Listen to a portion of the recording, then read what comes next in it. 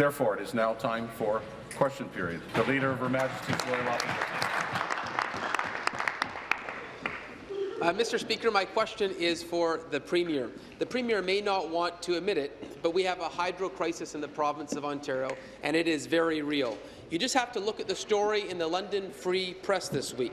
The article talks about Gail and Rob Fullerton from Heritage Village of Paisley in Bruce County. They decided in 2014 to open the local food store. The Fullerton's goal with expensive renovations was to have ultra energy efficiency in every aspect of their building. They invested to have energy efficiency, because of Liberal energy policies, even with their energy efficiency, their hydro bills are skyrocketing. Mr. Speaker, when will this government open their eyes and realize that businesses cannot remain open, they cannot cope, they cannot afford their hydro bills unless we see some difference, some real commitment for relief for Ontarians? Question. Thank you. Thank you very much, Mr. Speaker. And I know that the Minister of Economic Development and Growth is going to want to speak to the supports that we have put in place for businesses, including the changes that we're making around electricity prices, Mr. Speaker. And the Leader of the Opposition will know that the announcements that we made in the throne speech were directed, yes, at individuals in their homes, but also at businesses, Mr. Speaker. So taking the 8% off electricity prices, Mr. Speaker, and working to include more businesses in the conservation initiative, Mr. Speaker, that was directed at businesses that were smaller than the businesses that could take advantage of that, up to 34% reduction previously. But, Mr. Speaker, to the crisis in electricity, I would just remind the Leader of the Opposition that in 2003 there was a crisis in electricity in this province, and we've worked to fix that, Mr. Speaker. Mr. Speaker, back to the Premier. The crisis is now. Families across Ontario are struggling. You know, the London Free Press article continued to tell the story of the Fullertons. They spent $500,000 to make it the most energy-efficient building possible. But despite all their efficiencies, less than 4 years after opening, the business is facing hydro costs that will soon be back to where they were before the renovations. Gail Fullerton, the manager, said the single biggest obstacle to our success and to guarantee a grocery store remains open in their town, the single biggest obstacle, hydro. And I repeat, they can't stay open because of hydro bills. So my question, Mr. Speaker, to the Premier is, what do you have to say to the Fullerton family that just wants to work hard to keep a business open in a small town in Ontario, but because of hydro bills, they're worried they have to shut the doors? Minister of Economic Development and Growth. Minister of Economic Development and Growth. Mr. Speaker, we've recognized that there are challenges for business with regard to energy costs, and that's why, Mr. Speaker, we put in place an 8% discount for all small businesses, all businesses across this province, and all residents across this province. So if you have a $4,000 a month energy bill, that's going to save a small business $4,800 a year. Yet the Leader of the Opposition continues to denigrate our efforts to bring down those costs for business. It's almost as though, Mr. Speaker, he's trying to have two positions at the same time, like he's not got a pattern of doing that, Mr. Speaker, a very long and arduous pattern of doing that. Mr. Speaker, we're going to keep promoting small businesses. We're going to keep our economy growing. We're going to continue to make Ontario the easiest place in the world in which to do business. And the result, Mr. Speaker, will be more jobs and more small businesses going forward. Final supplementary. Mr. Speaker, back to the Premier. And the Liberal front bench wants to argue somehow there's going to be hydro relief. There is not. They bring in a PST rebate, but they get rid of the clean energy benefit, which was a larger rebate. Families are going to see their bills go up. Next year, bills will continue to go up for seniors, for families, for businesses. There is no relief on the horizon, and it's unaffordable. We need some real change, not Band-Aid solutions. And so my question directly to the Premier is, rather than trying to point fingers and blame other people on the problems you've created for Ontario, my question directly for the Premier is, what are you going to say to that family that invested their life savings in energy-efficient upgrades, renovations, to make their business work, and now, once again, 4 years later, they can't afford their bills? It's unacceptable. Be seated, please. Be seated, please. Thank you. Minister. Mr. Speaker, what we'll say to that family and what we'll say to small businesses across this province is that we're going to continue to invest with small businesses, contrary to the position taken by the Leader of the Opposition. We're going to continue to fund them through helping them grow through our regional economic development funds. We took the capital tax off those businesses, something that the party opposite opposed us doing. Mr. Speaker, we lowered the effective corporate tax rate in previous budgets that party did not support, Mr. Speaker. And that gives them a corporate tax rate, Mr. Speaker, that's 13% less than those small businesses that are operating across the border. Mr. Speaker, we brought in place the HST, something that party didn't support us on either, something that's saving our small businesses hundreds of millions of dollars, Mr. Speaker, in administration costs. And, Mr. Speaker, I'll continue to speak on this issue if I have time. Let's talk about regulatory burden. We're making Ontario the easiest place in North America in which to do business. So we hear a small bit.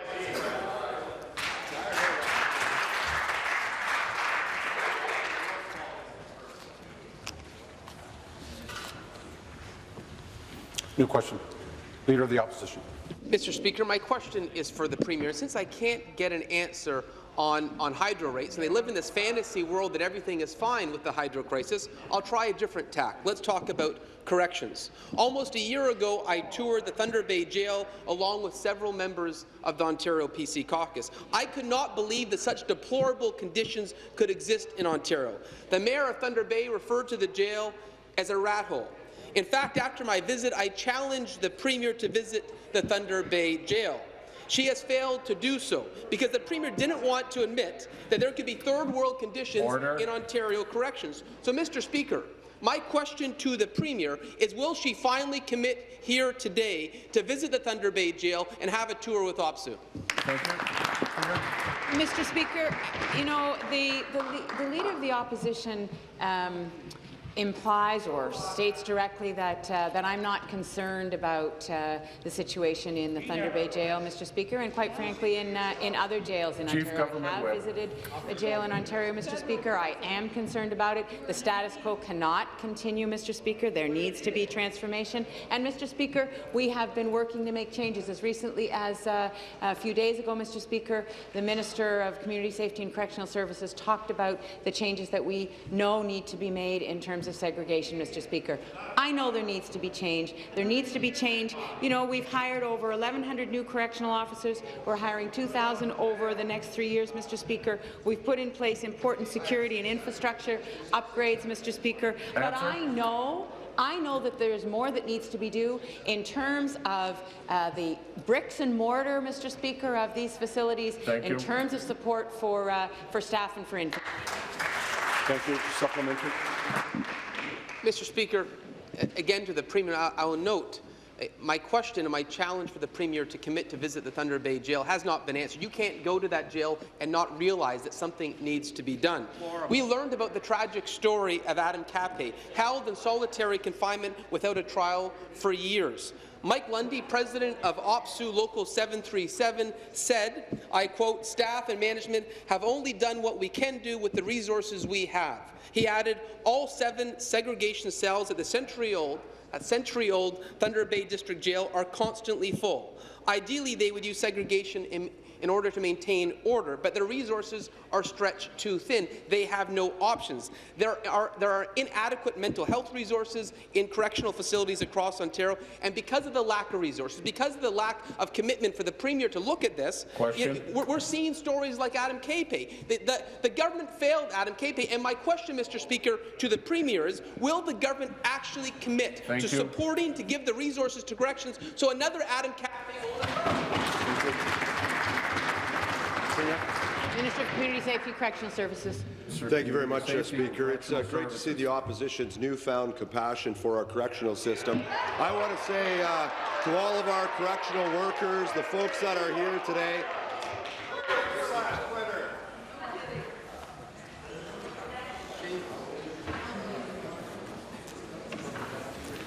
Minister. Thank you, Speaker. I want to thank all of the correctional workers, the nurses, the healthcare folks, all of the folks that work in our correctional services ministry that are here today. Thank them for the work that they do on behalf of so many Ontarians, Speaker. And we do take these concerns very seriously, Speaker, and we are acting. With respect to Thunder Bay Jail, we've added 26 new correctional officers since 2013. We are moving to improve the infrastructure, window replacements, a full body scanner, changes to unit doors, Sally Port doors being put on 9 living units, closed circuit television. There are a number of infrastructure improvements, Speaker, that we continue to make. Thank you. Supplementary, the member from Chatham-Kent Essex.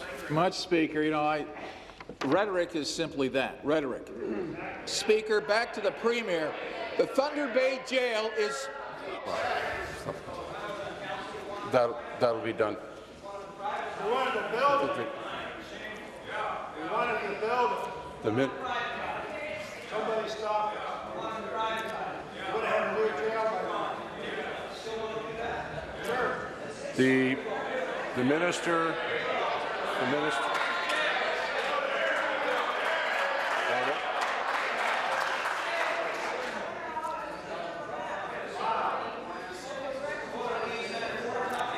The Minister of Municipal Affairs will come to order. The member from Haldeman Norfolk will come to order. And if it happens again, including anyone else, I'll move immediately to that person and warn them.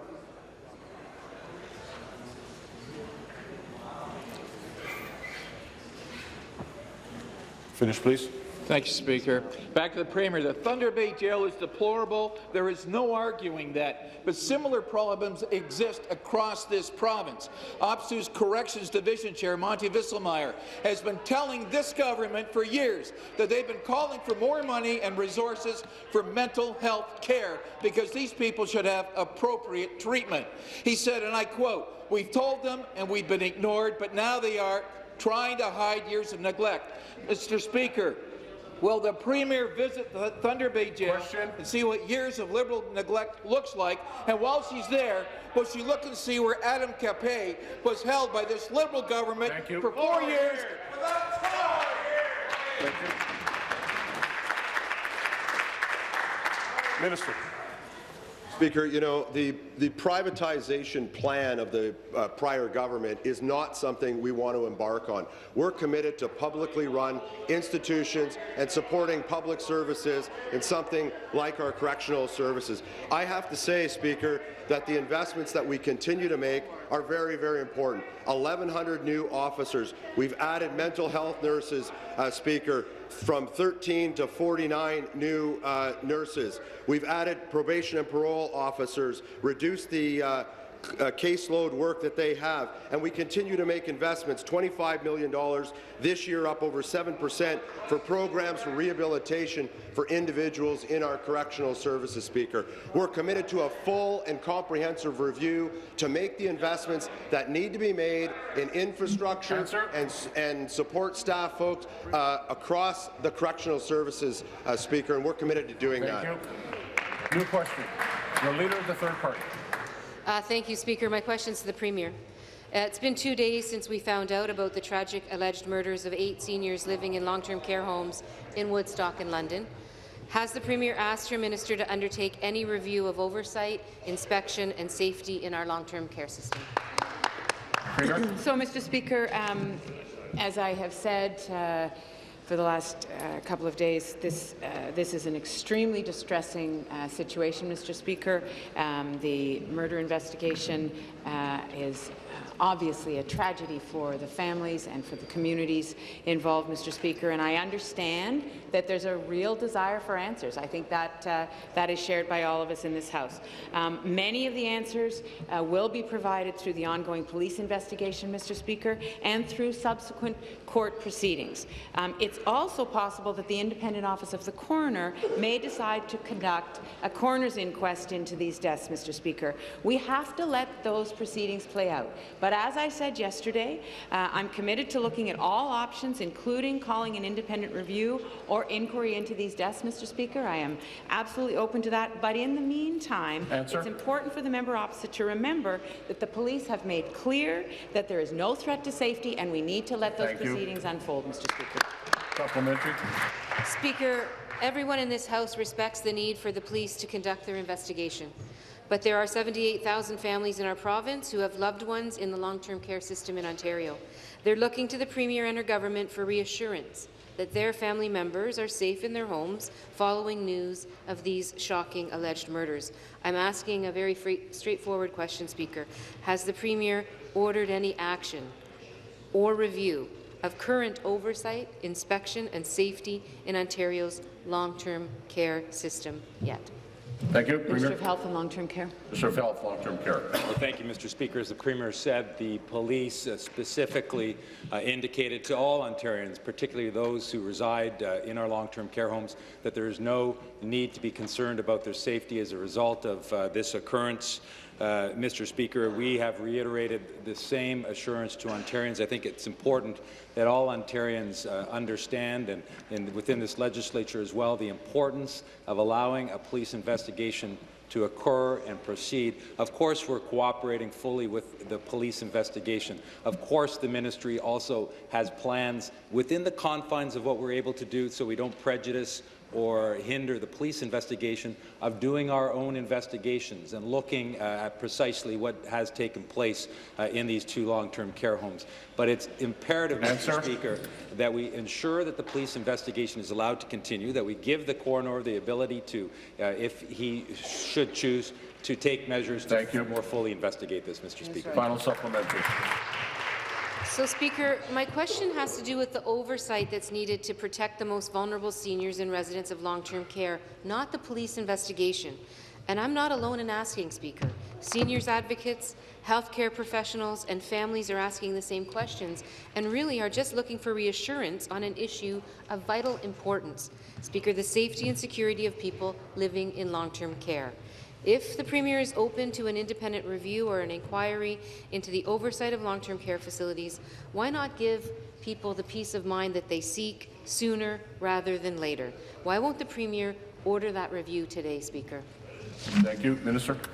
Mr. Speaker, it's important that Ontarians understand the level of inspection that we do each year in all of our long-term care homes. In fact, 100% of our long-term care homes were inspected in 2014. 100% of our long-term care homes were inspected in 2015. Continually, on an ongoing basis, every single long-term care home in this province will be inspected annually. Now, Mr. Speaker, we have a whole set of measures which allows us to understand if there are critical events that occur, if there are patient concerns or public concerns. We have a hotline where we invite the public if they've got any concerns about a loved one or a situation in a long-term care home. We also, of course, have requirements on long-term care homes themselves for the requirement that they report any critical incident or any unexpected death, any occurrence which might be suggestive of abuse or neglect. There is a legal requirement for them to proceed in that fashion. We prioritize those critical incidents and investigate them thoroughly and immediately. Thank you. New question. The Leader of the Third Party. Speaker, my next question is also for the Premier. I can only imagine what it must feel like, Speaker, as a family member of someone who passed away in long-term care, to learn that your loved one was taken from you in such an untimely and heartless way. These alleged murders have shone a light on what many people have long believed to be serious concerns. Seniors advocates, professionals and families are not asking the government to interfere with a police investigation, Speaker, nor am I. But we are rightfully calling for a broader review of the system. When will the Premier order that review, Speaker? Well, again, Mr. Speaker, I would remind the Leader of the Third Party that these are allegations that are being dealt with, Mr. Speaker. They're allegations, and in the context of that reality, there is an investigation that's ongoing. The Minister of Health and Long-Term Care has laid out the inspection process that we have in place. That is an annual process, Mr. Speaker. And obviously, you know, we are all very, very concerned and want to know what the answers will be, what the answers are in this very terrible situation. But we are dealing with allegations, Mr. Speaker. There is a police investigation that's ongoing. There may be a coroner's inquest. That is up to the Office of the Coroner, Mr. Speaker. And I've said if we perceive that there's a need to do an inquiry, Mr. Speaker, or a different review, we are absolutely open to doing that. But we must let the proceedings that are in place unfold, Mr. Speaker, as they need to. Thank you. Supplementary. Well, Speaker, of course, the police investigation is of utmost importance. I don't think anybody here disagrees. But its outcome will address only the terrible alleged murders in these 2 homes. What about the other 78,000 residents of Ontario's long-term care homes and their families who worry about them each and every day, who worry about them more now in light of these tragic allegations? When will the Premier be taking action to reassure all Ontarians that this province has the most effective oversight and monitoring of our long-term care facilities as humanly possible? Thank you, Premier.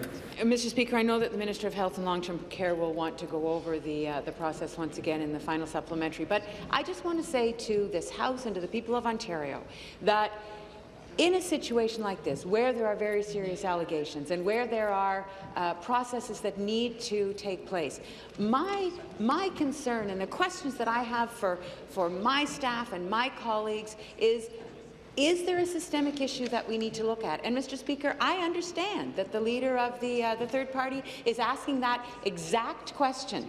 So, Mr. Speaker, it is the question that we have to ask. We have protocols in place, Mr. Speaker. We have allegations in a very terrible situation, and where those two meet and where the questions need to be asked, Mr. Speaker, some of those questions will be asked as part of the proceedings that are underway now. Answer. We need to hear the answers to those questions, Mr. Speaker, and not get in the way of the proceedings that are underway right now.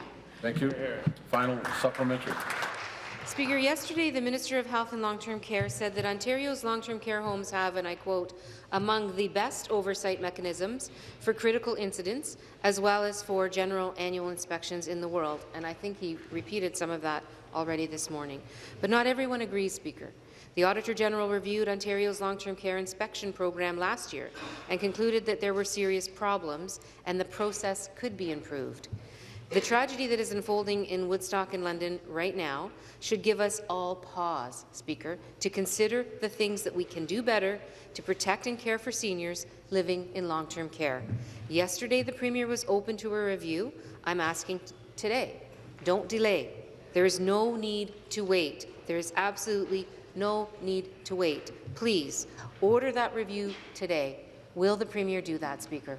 Thank you, Premier. Minister of Health and Long-Term Care. Minister of Health, Long-Term Care. Well, Mr. Speaker, the changes recommended by the Auditor General for our inspection process are precisely the changes that we have made and implemented. That's right. So every single home is still being inspected every year. 100% of homes are being inspected. That means that investigators go into every home, they meet with residents, they meet with families, they interview staff to identify any issues of concern.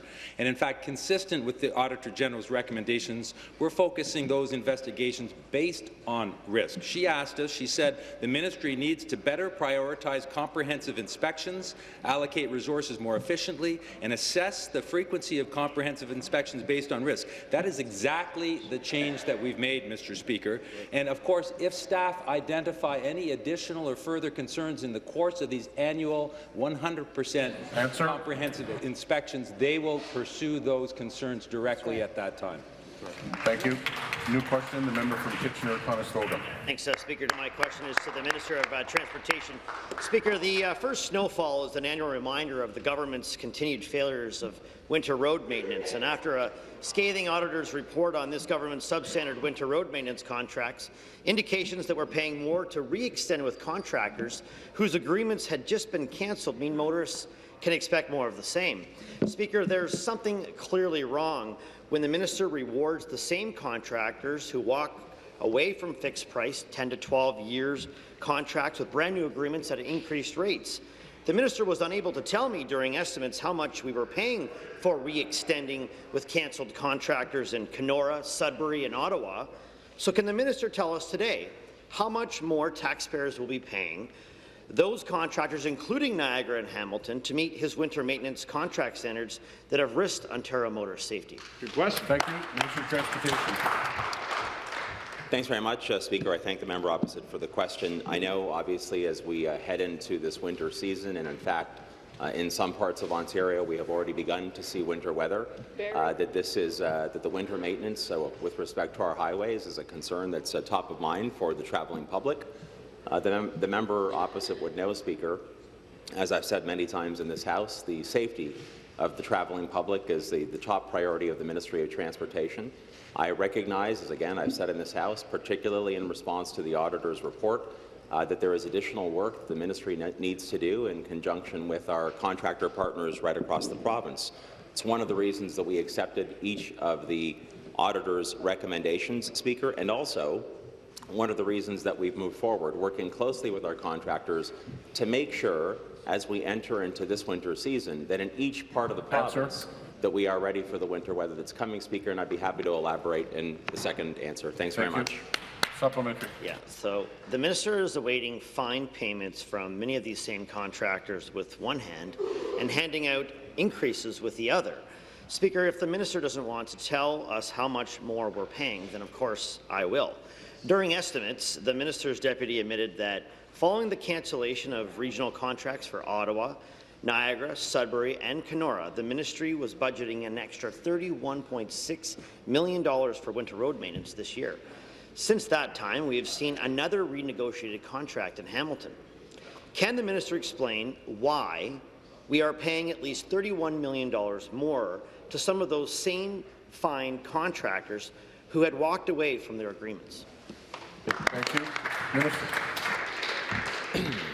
Well, Speaker, I'd like to give the member who's asked this question from the opposition the benefit of the doubt. Of course, I would only imagine, and I would imagine that every single member of this legislature would want to make sure that the Ministry of Transportation did everything that it possibly could to make sure that our contractor partners are ready for upcoming winter weather so that we can provide maintenance on our highways in winter and year-round, Speaker.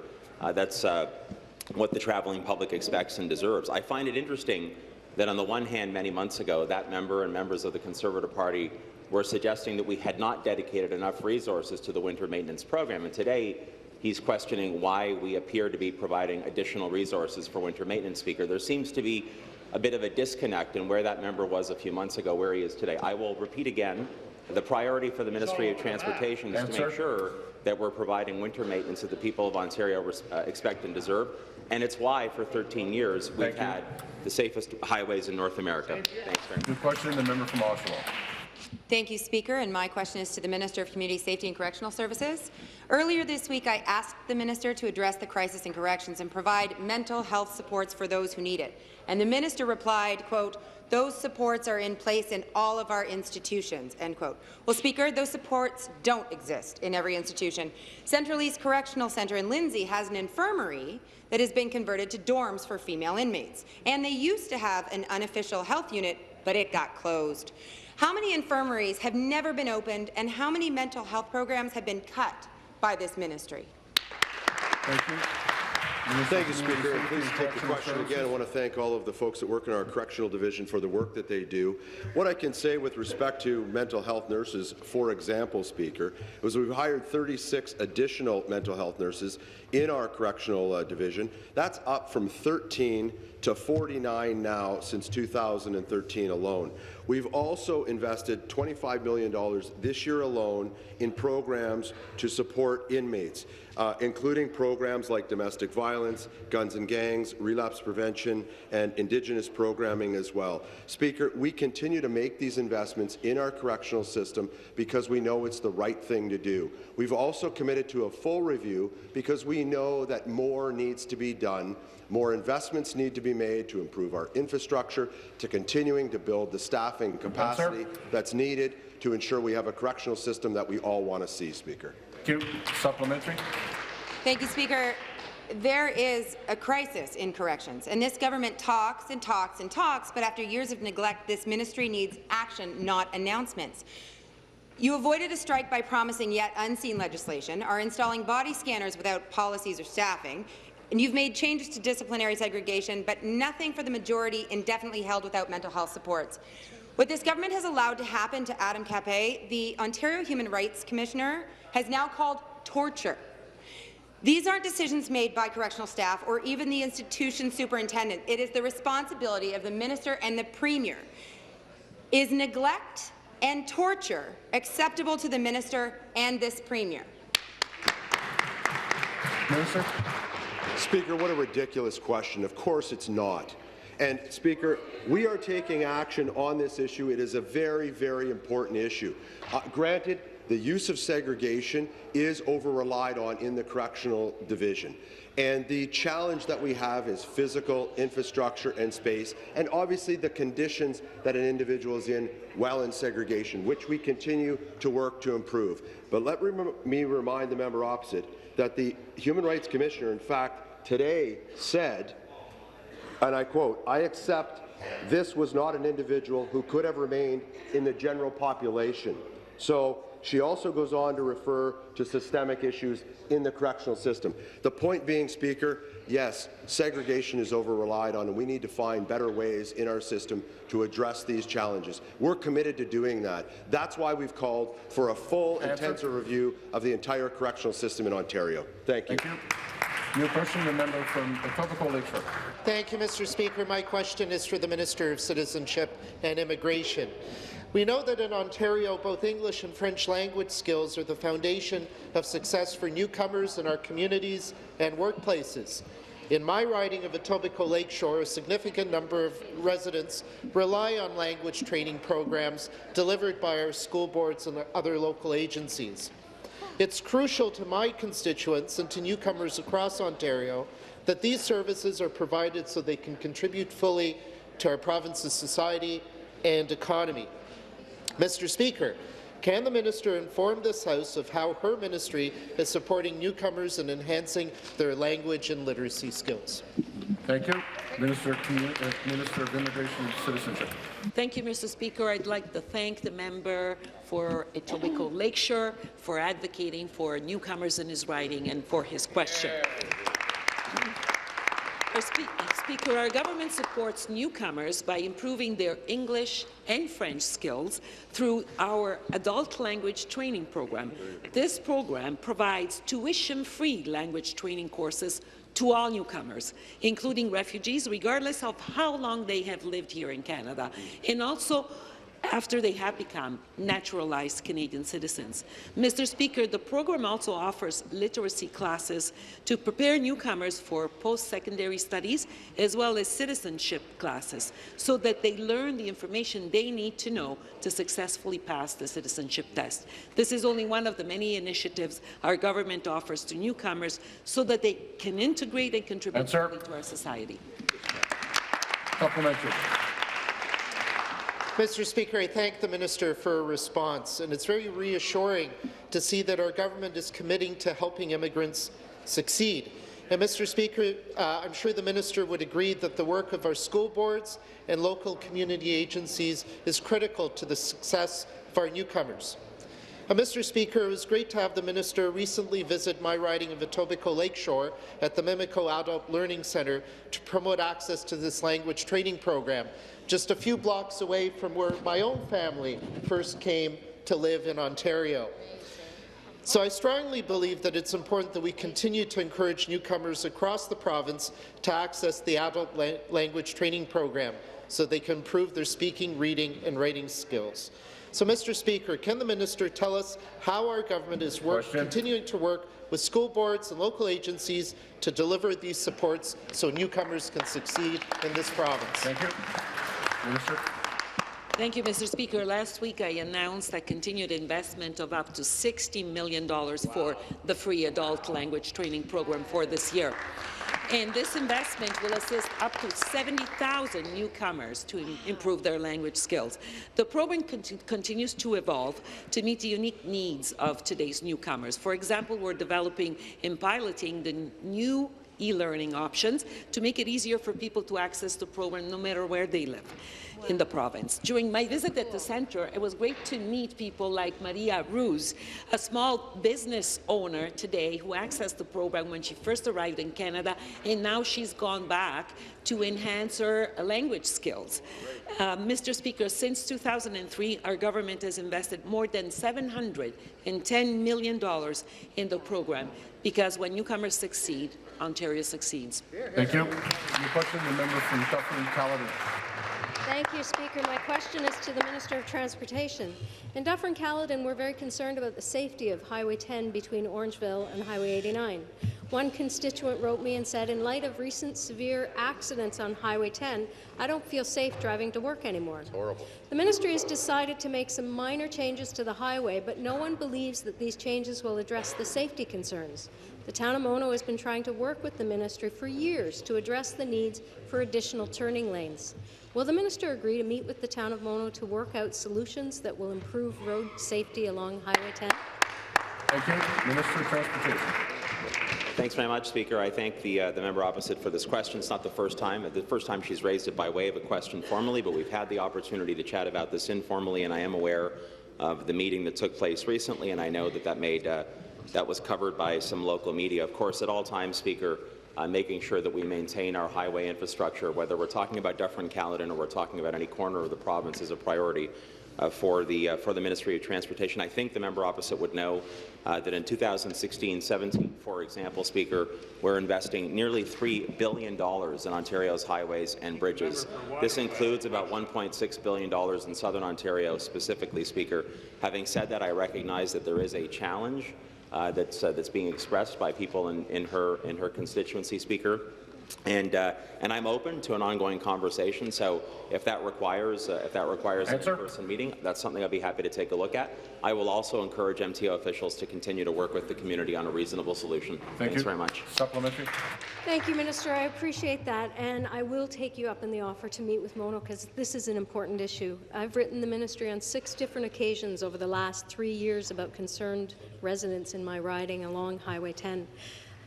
Drivers in Dufferin have started avoiding the highway because they are so concerned about safety, putting more strain on local roads and municipal road budgets. I am pleased to hear that you want your ministry to continue to work with Mono, but I would also like to take you up on the offer of having a meeting directly with the politicians in Mono. Thank you. Thank you. Minister. Thanks very much, Speaker. So as I said in the opening answer, happy to follow up in that regard. I will say as well as pointing out as I did in the first answer, $2.7 billion being invested on Ontario's highways in 2016-17, Speaker. It's important to note that since 2003, this government has built 1,409 what we call lane kilometres. That's the total length of individual lanes of new highway, and 215 new bridges across the province of Ontario. Whether we're talking about Highway 10 in Dufferin-Caledon or we're talking about 4-laning 1117 in Northern Ontario, Speaker, the extension of Highway 427 in York Region, something that I know will also support people living in Dufferin-Caledon. This is a government that's committed, particularly through our Moving Ontario Forward plan, Speaker, to make sure that we keep moving forward, keep building the province up, keep improving the quality of life for the people of Ontario, and building a strong economy. I look forward to ongoing discussions on Highway 10, Speaker, and I thank the member for her question today. Thank you. New question, the member from Kitchener-Waterloo. Thank you very much. My question is to the Premier. Earlier this year, the Liberals' cash for access practices were exposed and criticized for repeatedly offering exclusive access to cabinet ministers at big-ticket political fundraisers. And yesterday, the government... Stop that. Order.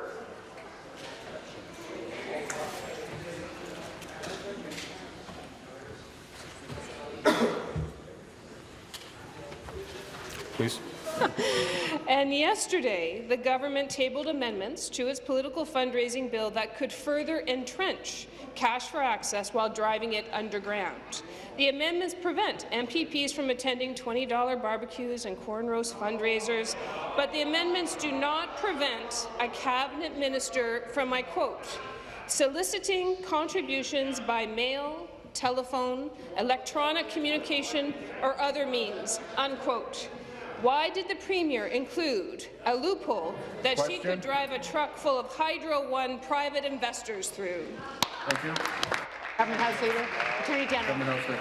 Well, Speaker, I find the question very odd because I had the opportunity to personally walk through a technical briefing with the member opposite who asked the question and the member from the PC caucus as well. And very clearly articulated the very strong measures that we have put in place through Bill 2. And I think, Speaker, it's worth repeating. We're putting a ban on corporate union donations. We are putting a very strict limit on the maximum contribution an individual can give.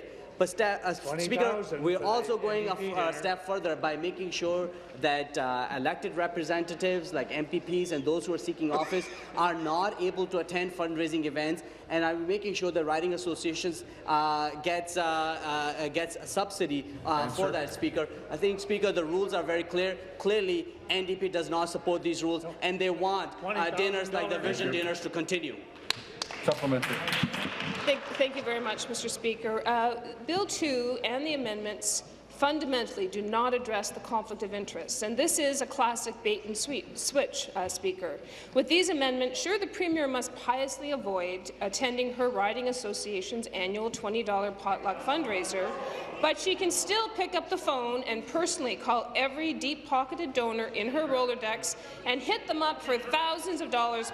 All of this happening outside of public scrutiny. In fact, she'll have more time to do it because she doesn't have to show up at the fundraiser. And nothing in these amendments, nothing, prevents chiefs of staff or other influential government staffers from doing the same. When does this Premier think she will get serious about truly banning cash for access in the province of Ontario? Thank you. Minister. Well, Speaker, it is rich. It is so rich. It is $19,950 per table rich for that member to talk about cash for access, because I wonder where she's going to be on Thursday, November the 17th, 2016, for her Leaders Vision dinner, where, Speaker, you can get at a table with Andrea Horwath for only $19,950. I want to know how many people from her riding, can actually be able to afford to be at that dinner. I want to know who she's sitting with and what kind of promises she's making at that dinner. Speaker, we are putting some of the most stringent limitations of how fundraising is to be done in the province of Ontario. If NDP does not support those changes, they should come out and just say it. Be seated, please. Be seated, please.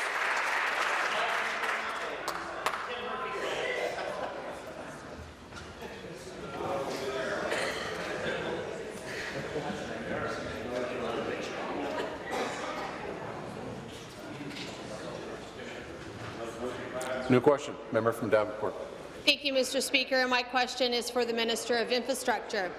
Public infrastructure is relied upon by millions of Ontarians for everything from transportation to clean, safe drinking water.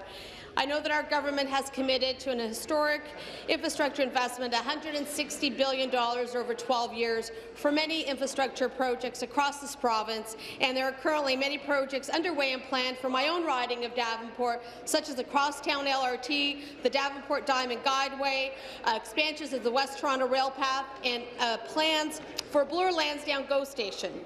I also know that the federal government has committed to its own extensive infrastructure program, which supports and supplements the investments made by provinces such as Ontario. The minister's mandate letter tasks him with leading the province's negotiations with the federal government on new infrastructure agreements. Speaker, through you to the minister, could he please elaborate on the work that he has been doing to build effective partnerships that yield results for the people of Ontario? Thank you. Minister of Infrastructure. Thank you, Speaker. Ottawa West Nepean. I thank the member from Davenport for the question. And Speaker, our government recognizes the critical importance of investing in infrastructure. In fact, we're investing in every riding across this province, Mr. Speaker. That is why our government is making the largest public infrastructure investment in the province's history, one that will stimulate economic growth and sustain over 110,000 jobs per year. We also recognize the importance of working with other levels of government to deliver on important projects. And we are working with the federal government to shape a productive partnership, one that supports our shared infrastructure priorities. Just this past summer, Speaker, Ontario signed 2 important bilateral agreements with the federal government. These committed to over $4 billion in federal, provincial, municipal funding for our province's infrastructure priorities. And, Speaker, every constituency in the province will benefit from these programs, and almost immediately. Thank you. Supplementary.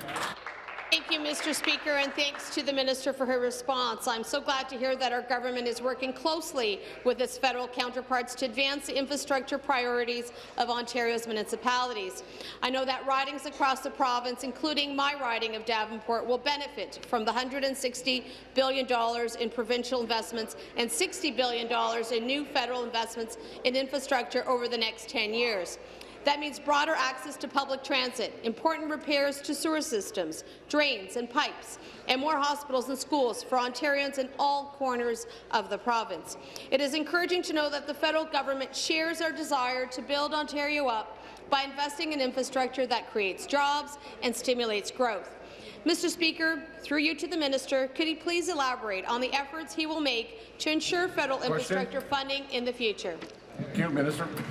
Speaker, we are committed to working with our federal partners on the design of the next stage of funding for infrastructure, and we will continue to collaborate with them. And Mr. Speaker, our colleagues in Quebec share our commitment to an efficient and successful next phase of federal funding. That is why last week at a joint cabinet meeting, we announced that Ontario and Quebec will be jointly advocating for a federal infrastructure program that is flexible and formula-based. So we are pushing for the programs to be proportional to provincial populations and compatible with our existing long-term infrastructure plans. Speaker, infrastructure spending fuels economic growth and enhances our quality of life, and those goals are best served by working together. Answer. Thank you. New question, the member from Stormont-Dundas, South Glengarry. Thank you, Speaker. To the Premier.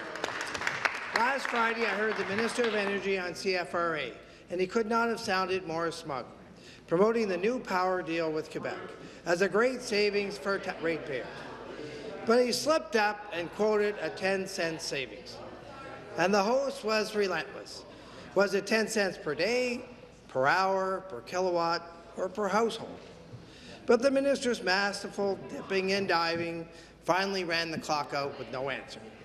The Premier would have scored him a perfect 10. So on Monday, she seemed unaware that questions about the Quebec deal were being asked. Will the Premier tell us today if she is aware of the sheer magnitude of Ontarians' electricity bills, or does she believe that 10 cents a month should be called relief or just another slap in the face? Thank you. Mr. Speaker, I know the Minister of Economic Development and Growth is going to want to comment in the supplementary, but Mr. Speaker, you know, it seems to me that for some time there have been calls from opposition members in this House from both opposition parties that we should be doing more. We should be doing more to find agreements with Quebec, Mr. Speaker, that Ontario and Quebec should be working together to get that clean power, Mr. Speaker, at a good price for the people of Ontario. That's exactly what we've done, Mr. Speaker. This is a landmark 7-year deal. It'll help make electricity in Ontario more affordable, clean and reliable, Mr. Speaker. It's 2 terawatts of power, and that's enough power to power the city of Kitchener for a year, Mr. Speaker. And the agreement will reduce electricity system costs for consumers by $70 million, Mr. Speaker. $10 million for 7 years, Mr. Speaker. It's a good deal for Ontario. It's a good deal for Quebec. It's a good deal for the country, Mr. Speaker. Supplementary. Speaker, back to the Premier. The Premier thinks that $37 billion Ontarians overpaid for electricity was worth it. The additional $133 billion we'll overpay by 2030 is worth it. So let me tell her about my constituent, Mary. She's been battling cancer for 4 years. Then a billing problem results in a $15,000 hydro bill. Her family is not eligible for social help. She can't afford any more bills. She can't afford her food or even a phone for her to keep in touch with her doctor. The family is now at the end of the rope, and Speaker, with electricity rates that have quadrupled over the last 13 years, they simply are too high. Could the Premier explain, in light of her spin with the Quebec deal, what she would tell Mary about handling her measly dime? Here's your dime. Minister of Economic Development and Growth. Minister of Economic Development. Mr. Speaker, the Premier, the Minister of Energy, and all of us have been very clear on this side of the House that we care about those residents that are struggling with their energy bills. That's why, Mr. Speaker, we're reducing their bills by 8%, something that the members opposite just sniff at. That's why we're reducing the bills of those in remote and rural areas by 20%, something the members of opposite think isn't substantial. substantial enough. $70 million savings to the system with regard to the Ontario-Quebec agreement is $70 million out of our system that residents don't have to pay. You sniff at that. We've suspended the second round of large renewable procurement process. You criticize us for doing that. That's $3.8 billion in savings. Reducing the feed-in tariff prices, that saved $1.9 billion. Again, the members opposite said that's not good enough. We removed the debt retirement charge from bills. That's $5 on every bill. I have a list of a dozen items, Mr. Speaker. Each and every one of them they oppose. Each and every one of them we think is really making substantial differences in the lives of Ontarians. New question, the member from Toronto Danforth. Thank you, Speaker. Speaker, my question to the Premier. The Premier has said that the Hydro One proceeds will be used to build infrastructure or pay down the $25 billion electricity sector debt. According to public accounts, the Hydro One cash didn't pay for any infrastructure last year. Yesterday, the Minister of Finance didn't deny that, but he said a good portion of that has gone to pay down the debt. While the Hydro One cash did not pay down any of the electricity sector debt either. Public accounts show that last year $3.8 billion came in from the Hydro One sale and just sat there. So why wasn't the electricity sector debt paid down? Thank you. Minister of Finance. Minister of Finance. All right, Mr. Speaker, here we go again. We had an initial IPO of Hydro One. We had established $1.9 billion in gross proceeds. That was $1.1 billion was for book value. The net proceeds and the deferred tax benefit, almost $3 billion, went into the Trillium Trust, and that's what has happened. In the second round of the offering, again, $1.3 billion of the book value was established. Another $0.8 billion went into the Trillium Trust as part of the proceeds. It is being allocated to the Trillium Trust that was established specifically for the purposes of ensuring that the funds received and the deferred tax benefit that was established goes into the trust and gets reinvested into infrastructure as we move forward. It's simple as that. It's what we said we would do, and it's what is being done. Thank you. Supplementary. Speaker, the public accounts showed that about $3.8 billion in Hydro One cash came in last year that was supposed to pay down the hydro debt. But it didn't do that. The public accounts show the money sitting on the books, not paying down any debt at all.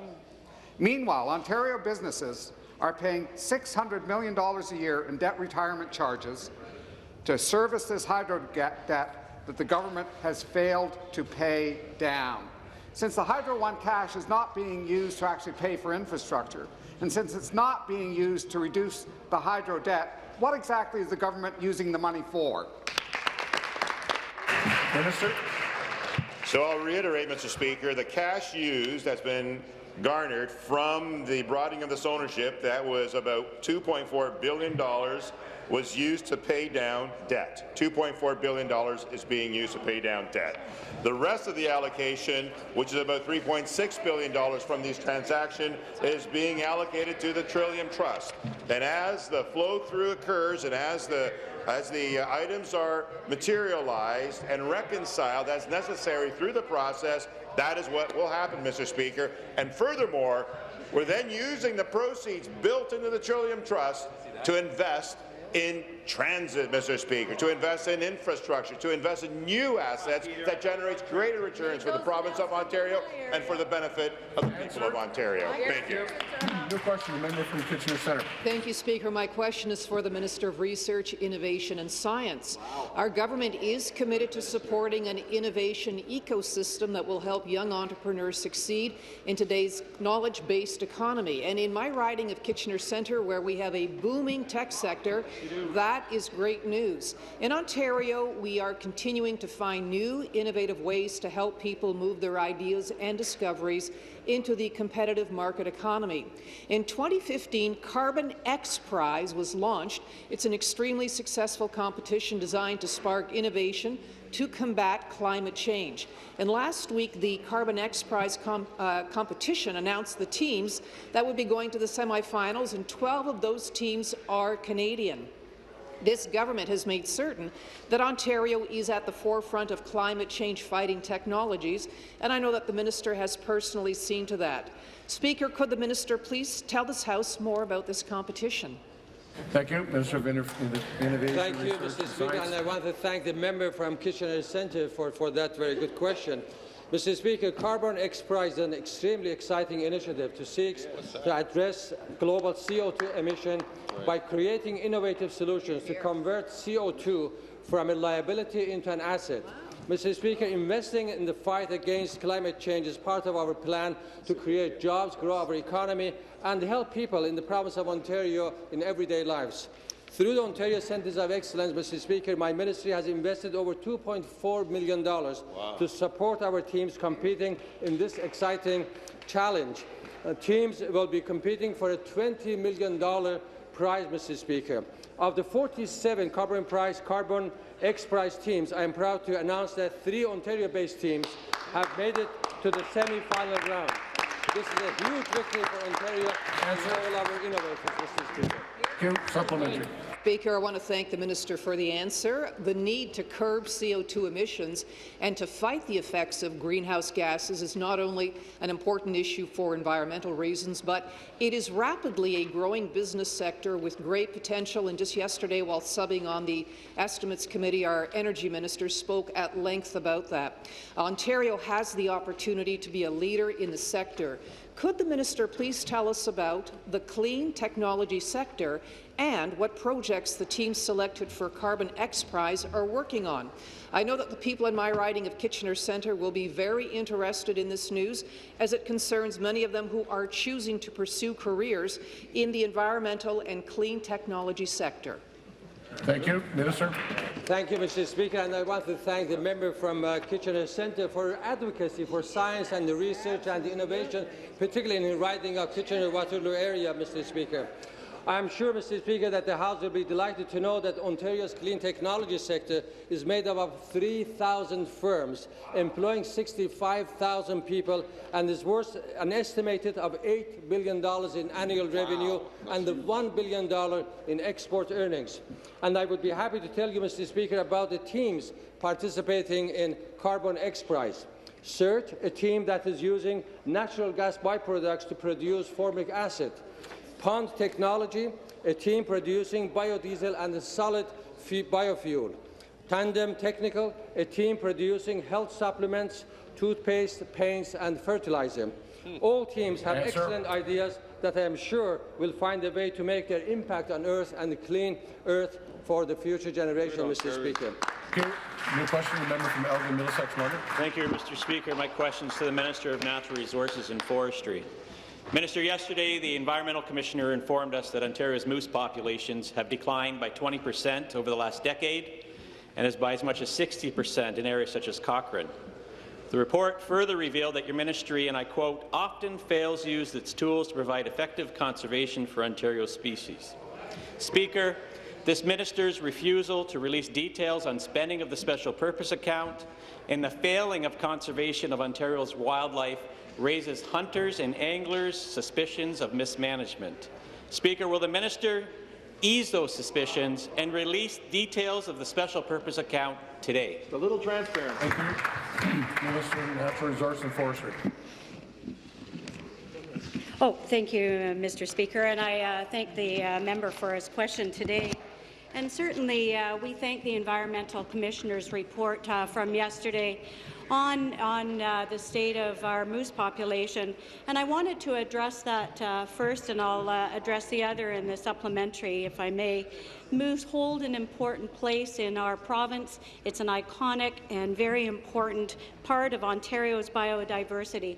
My ministry has been working for some years on the declining moose population throughout North America. We know that in parts of Manitoba, Mr. Speaker, and Minnesota, that those moose hunts have been cancelled. We know about the decline here. It has various reasons for that, notwithstanding climate change and other issues. So we have recently completed the second phase of Ontario's Moose Project to continue discussions regarding it and researching to ensure sustainability. Thank you. Thank you, Mr. Speaker. Speaker, back to the minister. Minister, we would have known about declining moose populations over 5 years ago if your government actually did its job and actually reviewed how the moose population was doing. But back to the minister, the special purpose account is to be used for the management of wildlife and fish populations. However, we saw in information received in the 2011-2012 years that the ministry spent the money outside the purpose of the fund. They cheated hunters and anglers. Mr. Speaker, the Special Purpose Fund should not be used for housekeeping, cleaning services, or psychologists. The Environmental Commissioner's recent report said the MNRF is making critical decisions with one eye closed and gambling with Ontario's moose populations. Speaker, will the minister stop gambling on our wildlife, be open and transparent, and show hunters and anglers how they're spending the money in the special purpose account? Thank you, Speaker. And I'd like to thank the member opposite for the opportunity to correct some misinformation about our fish and wildlife program. 100% of our fishing and hunting revenue from licenses are supporting fish and wildlife management across Ontario.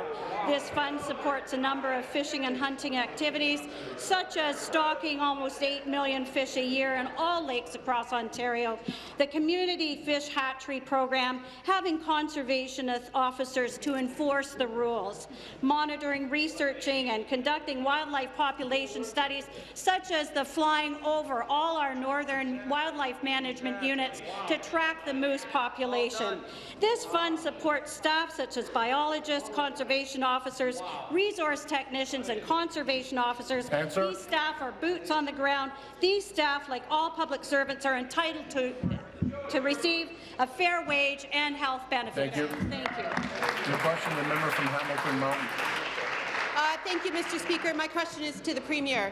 This week, news broke that a mother in Mississauga was forced to abandon her 21-year-old son with autism because she could not access appropriate supports for him. She has struggled for years trying to get access to services, and this government has completely failed this family and other families across the province. It just isn't right that families are living in crisis. Speaker, families and children with special needs should be able to raise their own children.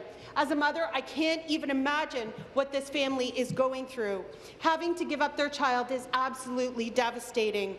Families trying to access supports for adults with developmental disabilities have been in crisis for years, and the Ombudsman made that perfectly clear.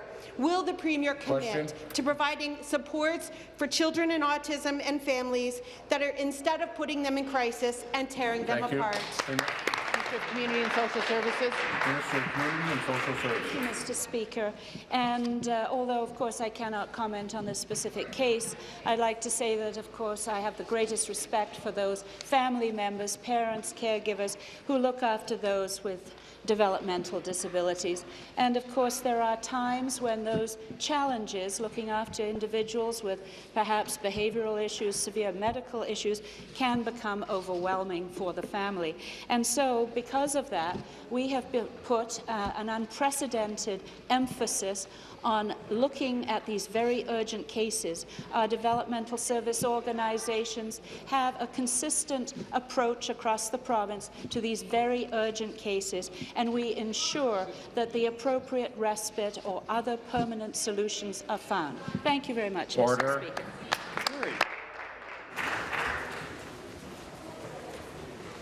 We have a deferred vote on the motion of closure. A motion is second reading of Bill 41. Calling the members, this will be a 5-minute bill.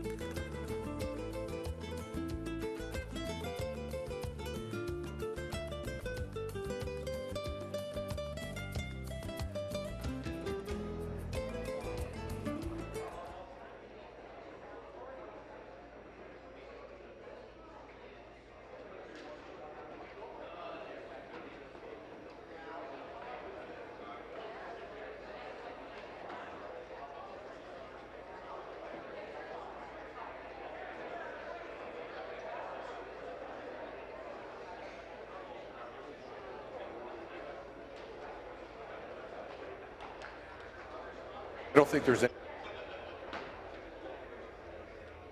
All members, please take your seats.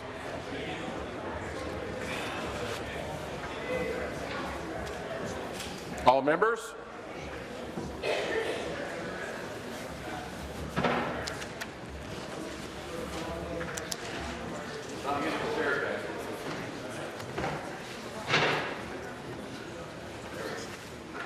On October 19, 2016, Mr. Naqvi moved second reading of Bill 41, an act to amend various acts in the interest of patient-centered care.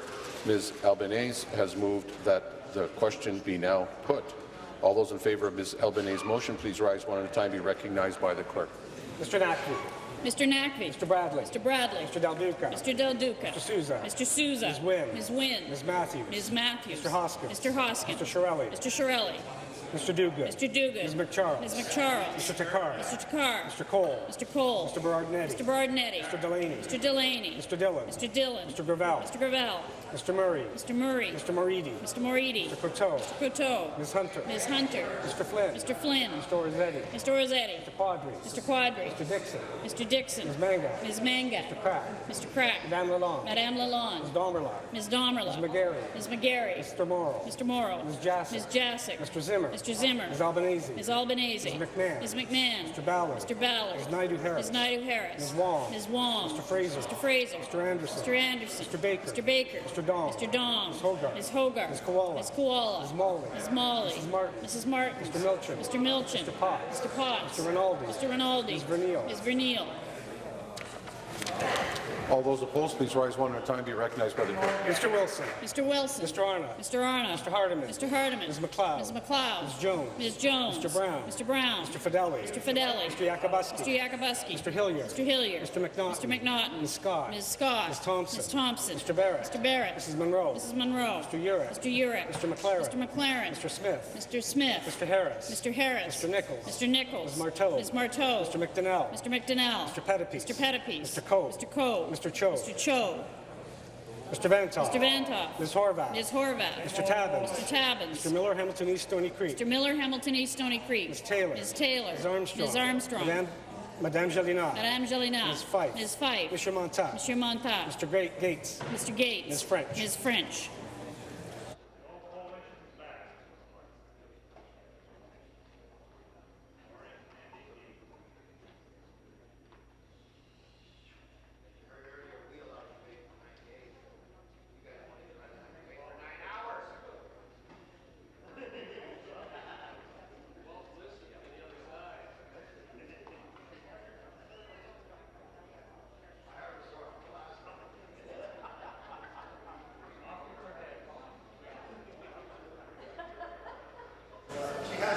The ayes are 49, the nays are 35.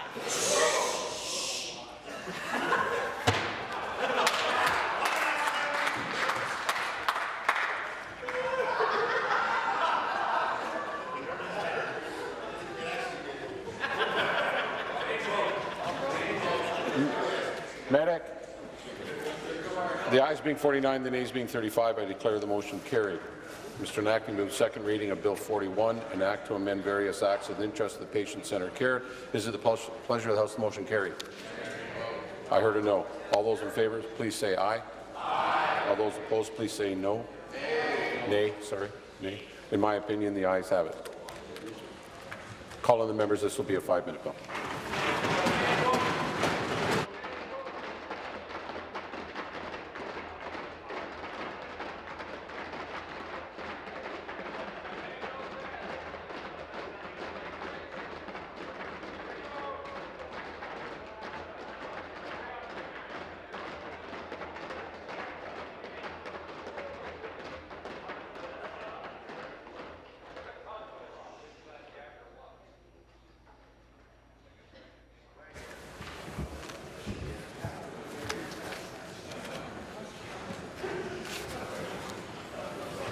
Now the three of us can do off our phone.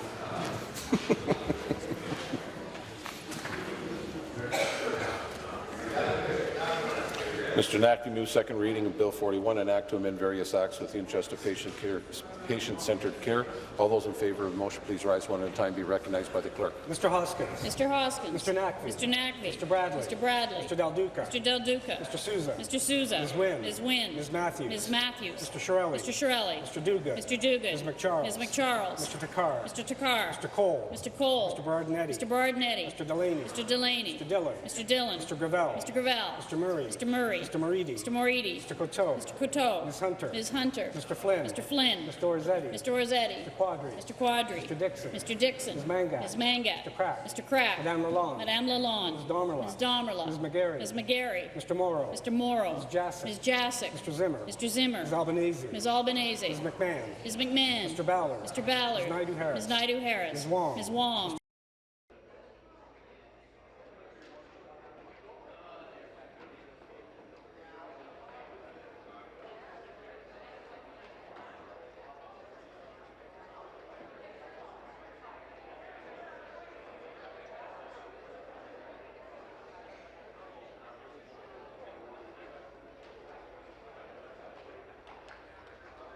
I don't think there's any. All members, please take your seats.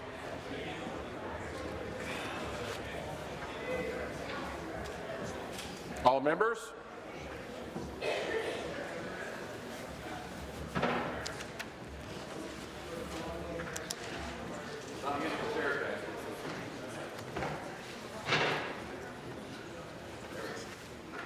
On October 19, 2016, Mr. Naqvi moved second reading of Bill 41, an act to amend various acts in the interest of patient-centered care. Ms. Albanese has moved that the question be now put. All those in favour of Ms. Albanese's motion, please rise one at a time. Be recognized by the clerk. Mr. Naqvi. Mr. Naqvi. Mr. Bradley. Mr. Bradley. Mr. Del Duca. Mr. Del Duca. Mr. Sousa. Mr. Sousa. Ms. Wynne. Ms. Wynne. Ms. Matthews. Ms. Matthews. Mr. Hoskins. Mr. Hoskins. Mr. Shirelli. Mr. Shirelli.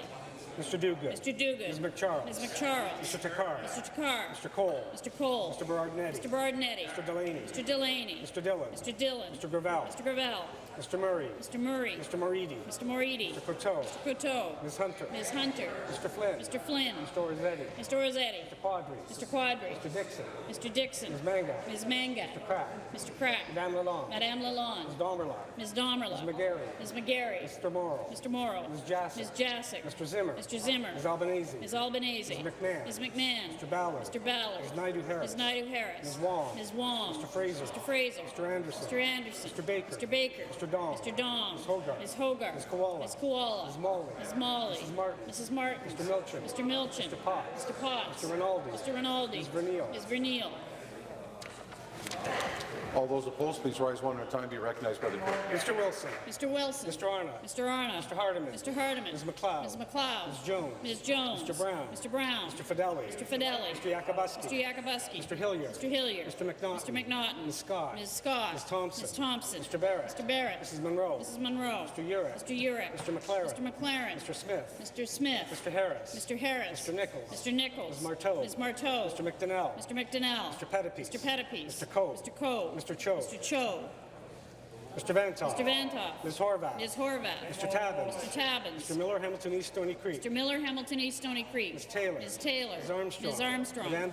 Madame Gélinas. Madame Gélinas. Ms. Fife. Ms. Fife. Mr. Montat. Mr. Montat. Mr. Gates. Mr. Gates. Ms. French. Ms. French.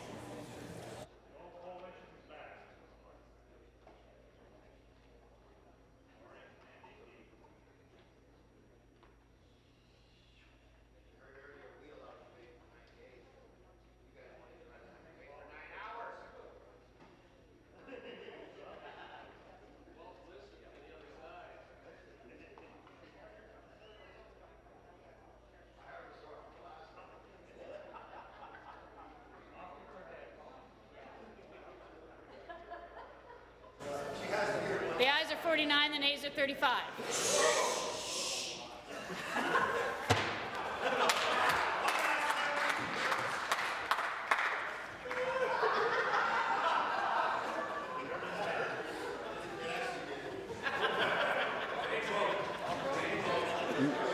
Medic. The ayes being 49, the nays being 35, I declare the motion carried. Mr. Nackley moves second reading of Bill 41, an act to amend various acts in the interest of the patient-centered care. Is it the pleasure of the House the motion carried? I heard a no. All those in favour, please say aye. Aye. All those opposed, please say no. Nay. Sorry. Nay. In my opinion, the ayes have it. Call on the members. This will be a 5-minute bill.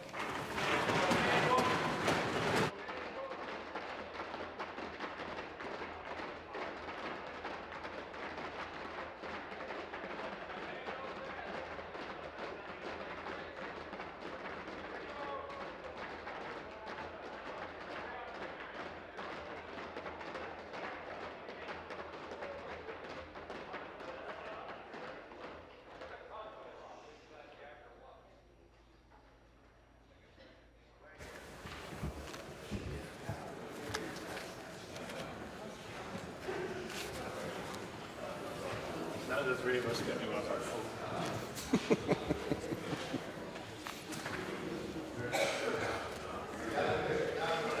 Mr. Nackley moves second reading of Bill 41, an act to amend various acts with the interest of patient-centered care.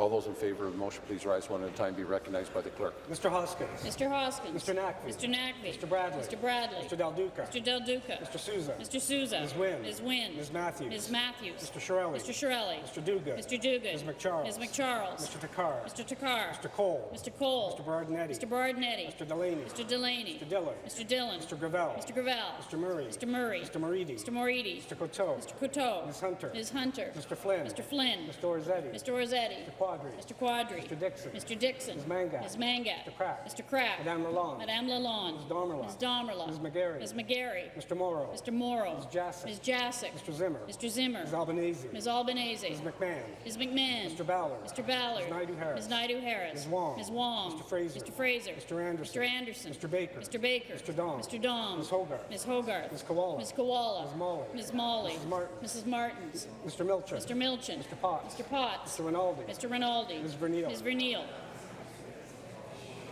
Mr. Vantoff. Mr. Vantoff. Ms. Horvath. Ms. Horvath. Mr. Tabbins. Mr. Tabbins. Mr. Miller, Hamilton East Stony Creek. Mr. Miller, Hamilton East Stony Creek. Ms. Taylor. Ms. Taylor. Ms. Armstrong. Ms. Armstrong. Madame Gélinas. Madame Gélinas. Ms. Fife. Ms. Fife. Mr. Montat. Mr. Montat. Mr. Gates. Mr. Gates. Ms. French. Ms. French.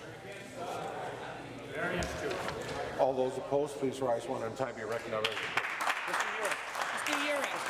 Mr. Arnott. Mr. Hardeman. Mr. Hardeman. Ms. McLeod. Ms. McLeod. Mr. Wilson. Mr. Wilson. Ms. Jones. Ms. Jones. Mr. Brown. Mr. Brown. Mr. Fideli. Mr. Fideli. Mr. Yakubuski. Mr. Yakubuski. Mr. Hillier. Mr. Hillier. Mr. McNaughton. Mr. McNaughton. Ms. Scott. Ms. Scott. Ms. Thompson. Ms. Thompson. Mr. Barrett. Mr. Barrett. Mrs. Monroe. Mrs. Monroe. Mr. McLaren. Mr. McLaren. Mr. Smith. Mr. Smith. Mr. Harris. Mr. Harris. Mr. Nichols. Mr. Nichols. Ms. Marteau. Ms. Marteau. Mr. McDonnell. Mr. McDonnell. Mr. Pettipies. Mr. Pettipies. Mr. Coe. Mr. Coe. Mr. Cho. Mr. Cho.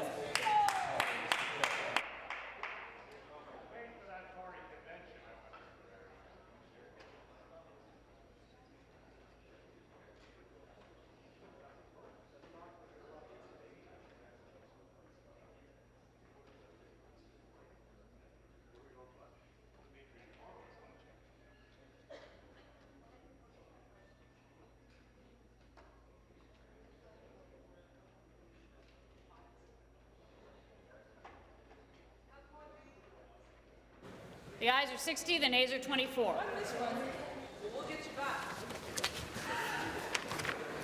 The ayes being 60 and the nays being 24, I declare the motion carried.